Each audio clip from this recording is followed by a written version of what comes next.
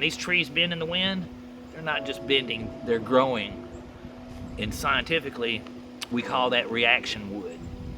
You're building compression and you're building tension, so that tree bends and stretches, and it compresses this way and it compresses this way and stretches and stretches.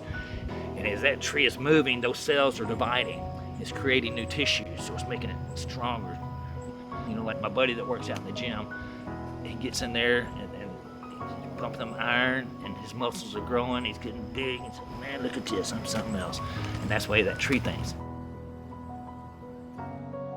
I became an arborist because I was motivated by Johnny Wasmiller and the Tarzan shows. I wanted to be a tree climber growing up. And when I reached an age to where I could, I realized that there were companies that hired tree climbers, and I told myself that I wanted to work for the biggest and the best tree service in this area, so that's what I set my goals on. So it was Nature Day. This is for a summer camp class that we have in Germantown. And these were just children. They got their cell phones at 7 years old and what have you. So I took a magnifying lens and I just got it close to the tree, and I showed the kids and I told them about the story of Horton Hears a Who, and it got their attention. Yeah, I know that. So I said, well, let's be Horton. Let's take this magnifying lens and let's get up close to this tree and tell me what you see. And they found little small pieces of fungus, little tiny ants, and spider webs and things like that, and they get really excited about it. The tree gives life, whether it be in a food or a housing or a habitat, whatever.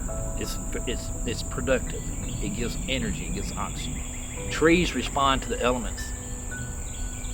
When the tree gets stressed, let's take that oak tree over there. If that tree was to start dying, or you cut off all these bottom limbs and left a little popcorn top at the top, and that tree tells itself that I've been wounded, I got to do something, I need to produce energy.